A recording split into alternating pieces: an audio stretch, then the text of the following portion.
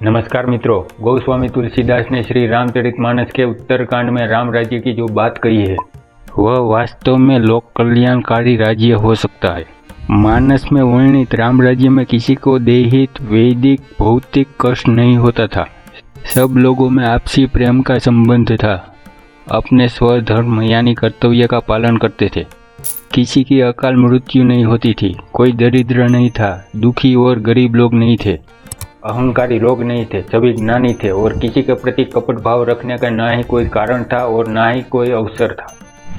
तुलसीदास ने बताया है कि राम राज्य में नर और नारी चतुर सब गुणी यानी स्त्री और पुरुष सभी चतुर और गुणी थे। यानी शिक्षा का प्रसार था। यह शिक्षा केवल पुरुषों के लिए नहीं थी, इसमें स्त्रियां भी बराबरी के साथ शामिल थी। रामचरितमानस में जो राम राज्य की परिकल्पना की गई है वो किसी भी सरकार या शासक के लिए एक सपना पूरा होने जैसी स्थिति हो सकती है। कुछ लोग स्थिति को अवसर में बदलने वाले हमेशा मौजूद रहते हैं, लेकिन समझदार लोग इस बात का समर्थन नहीं करते। बहरहाल राम राज्य का जो स्थायी भाव है वो मूल रूप से अधिकतम संख्या का अधिकतम कल्याण ही है। एक संपन्न आदमी को बीमारी उतना ही कष्ट देती है जितना गरीब आदमी को। इसलिए राम राज्य को एक आदर्श लोक कल्याणकारी राज्य की परिकल्पना मानने से ही बात बनेगी। हिंदू धर्म के प्रभुता वाला राज्य बनाना राम राज्य का उद्देश्य नहीं है। उनको धार्मिक राज्य बनाने की कोशिश नहीं करनी चाहिए। संत तुलसीदास के बाद राम राज्य की विशद विवेचना करने वालों में महात्मा गांधी का नाम सबसे ऊपर है। उन्होंने अपने कई लेखों, भाषणों और साक्षात्कार में राम राज्य के बारे में स्पष्ट राय दी है। बहुत सारी भ्रांतियों का निवारण भी किया है। आज़ादी की लड़ाई के दौरान तरह तरह की बातें की जा रही थी। स्वराज और राम राज्य की अलग से विवेचना हो रही थी, लेकिन उन्होंने मार्च 1930 में अपनी बात को जोर देकर साफ किया।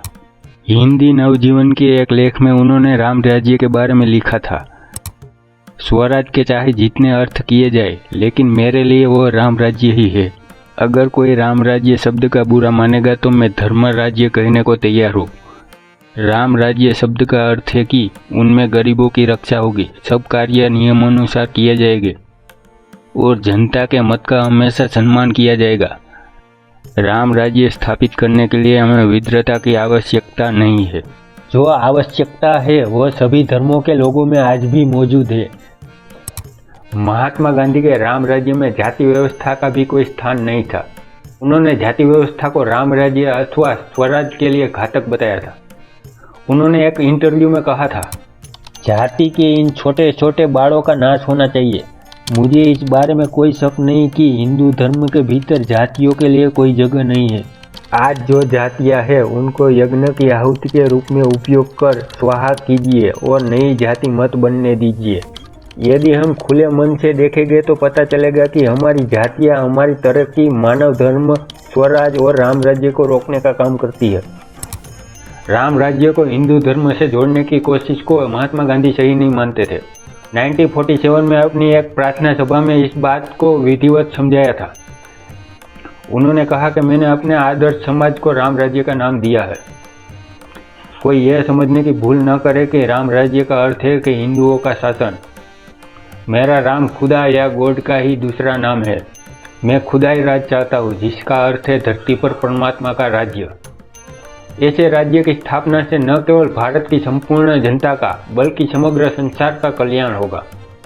उन्होंने अमीर और गरीब के बीच मौजूद खाई को राम राज्य के लिए खतरा बताया था।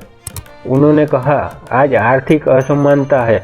समाजवाद की जड़ में आर्थिक असमानता है। कुछ लोगों को करोड़ और बाकी लोगों को सूखी रोटी भी नहीं। ऐसी भयानक असमानता में राम राज्य का दर्शन करने की आशा कभी न रखी जाए। आज देश और समाज में बहुत बड़े बदलाव हो रहे हैं। चारों तरफ राम राज्य की बात हो रही है। उनकी अवधारणा में भ्रांतियां भी फैलाई जा रही है। ऐसी स्थिति में हमें चौकन्ना रहना होगा। उसी राम राज्य को सही मानना होगा जिसका वर्णन संत तुलसीदास ने किया है और महात्मा गांधी ने जिसको आधुनिक संदर्भ दिया है।